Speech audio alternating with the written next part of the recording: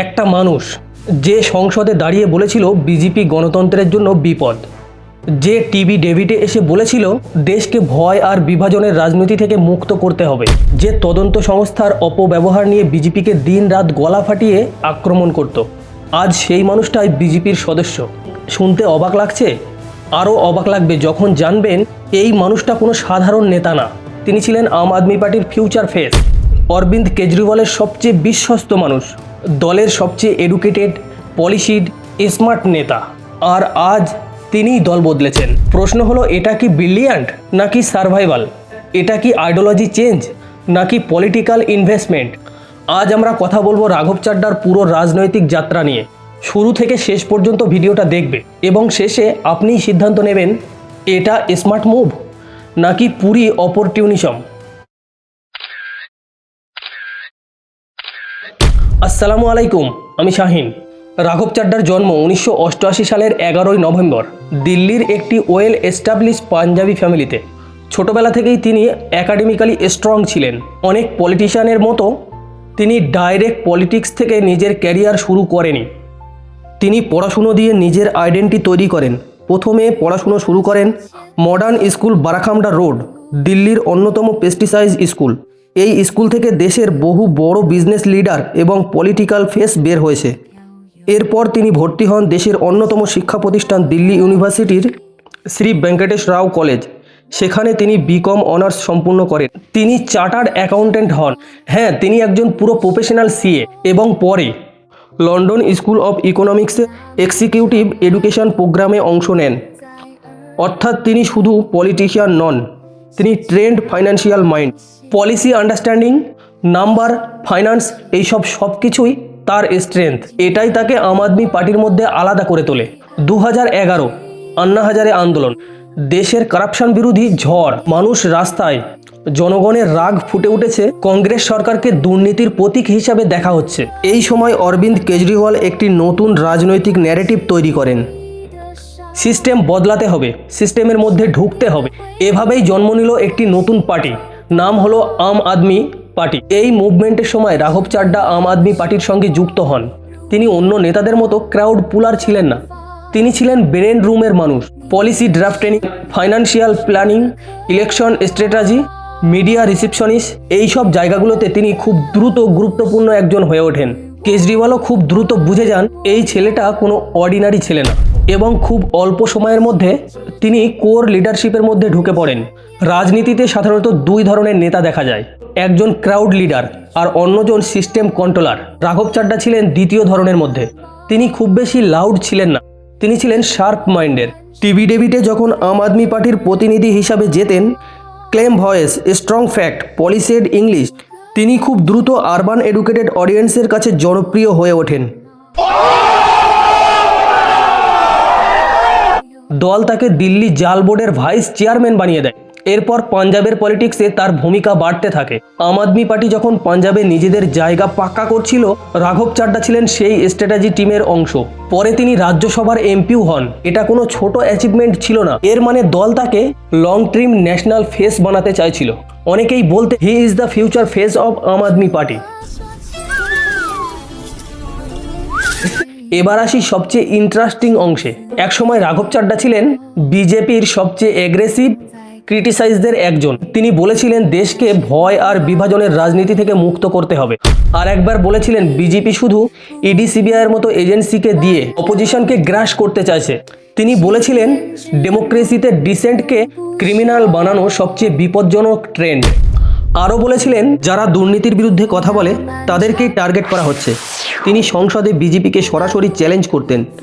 মিডিয়াতে তার aggressive anti BJP image তাকে ন্যাশনাল ভিজিবিলিটি দেয়।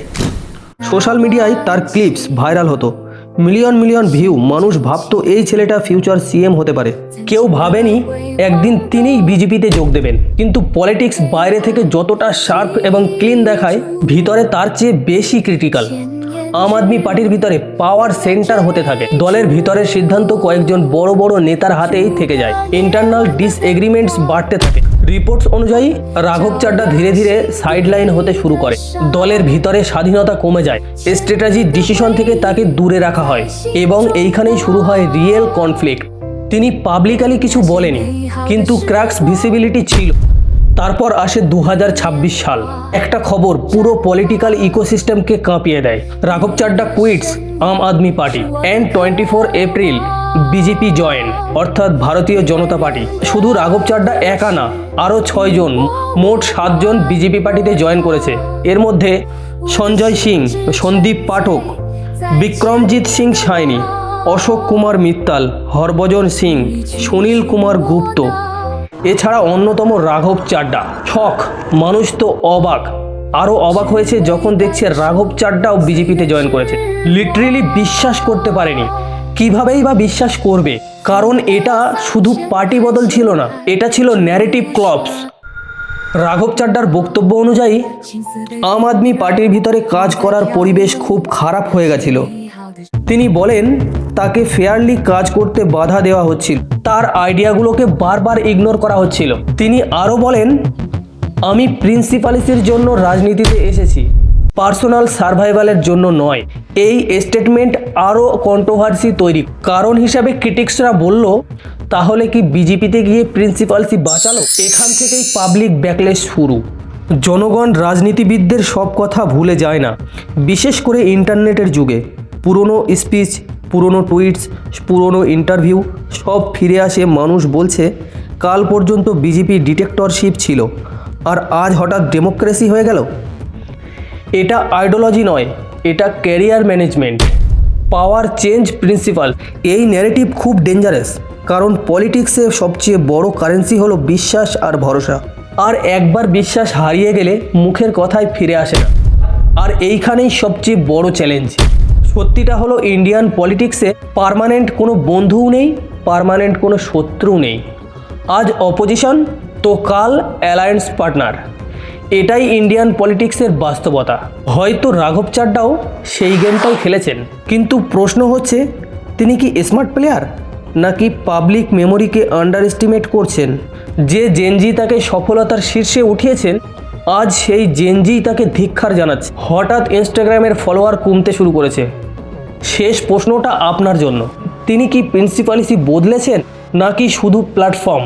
তিনি কি জনগণের কথা ভেবেছেন, নাকি নিজের ফিউচার সিকিউর করেছেন? কারণ পলিটিক্সের সবচেয়ে বড় টেস্ট স্পিচ নয়, টাইমিং। টাইমিং বদলে দেয় পুরো আইডিওলিস্ট আর কে অপরচুনিটিস।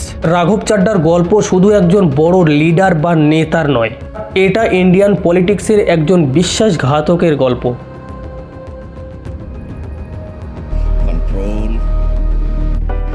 নচিকেতার ওই গানটা এখন পুরোপুরি মিলে যাচ্ছে। আজকে যিনি দক্ষিণেতে, কালকে তিনি বামের। আজকে যিনি দক্ষিণেতে, কালকে তিনি বামের। আজকে যিনি তিরঙ্গাতে, কাল ভক্ত রামের। কে যে কখন কার পিছনে বুঝি নাকি খাটি। আসলে সবাই সবার পিছনেতে, সবার হাতেই কাঠি। কথায় কথায় পার্টি বদল, আর কথাই সবার সেরা। নেতাগুলো সব হারামজাদা, আস্ত বদের ধাড়ি। যে জনগণ তুল্য মাথায়, তাদের পিছনেই লাথি। আজকে যিনি কয়লা মন্ত্রী, কালকে দেখো শিক্ষা। তাই কয়লা কালো শিক্ষা নিয়ে মানুষ করে ভিক্ষা। আসলে আমরা সবাই বোকা, ভোট দিতে যায় নেচে। আমাদের কথা এখন ছাড়, নেতাগুলো সব কুলাঙ্গার। ভালো দাম পেলে এরা বাপকেও দেবে বেচে। কিন্তু এটাই শেষ নয়, আমরা সবাই বলবো একদিন, নতুন নেতা আসবে ভোরে, আমাদের স্বপ্ন উঠবে জেগে। নতুন নেতা আসবে ভোরে, আমাদের স্বপ্ন উঠবে জেগে। পৃথিবী আবার শান্ত হবে, পৃথিবী আবারও শান্ত হবে। তো এই ছিল আজকের ভিডিও। যদি ভিডিওটা ভালো লাগে তাহলে একটা লাইক দিয়ে বেশি বেশি শেয়ার কর, আর চ্যানেলটা সাবস্ক্রাইব করে আমাদের সঙ্গেই থাকো। এই চ্যানেলটা আমার নতুন চ্যানেল, তোমরা যদি একটু সাপোর্ট করো তাহলে ভিডিও বানাতে ভালো লাগবে। আর কমেন্টে বলো তোমার মতামত। রাঘব চাড্ডা কি ঠিক করলো পার্টি বদল করে? আর কখনো কি কোনো নেতা আসবে সত্যি আমাদের সাধারণ মানুষের কথা চিন্তা করে নিজের সিদ্ধান্ত নেবে? দেখা হবে পরের কোনো এক ভিডিও। সেই পর্যন্ত ভালো থাকো, সুস্থ থাকো এবং সচেতন সিদ্ধান্ত নাও। টাটা।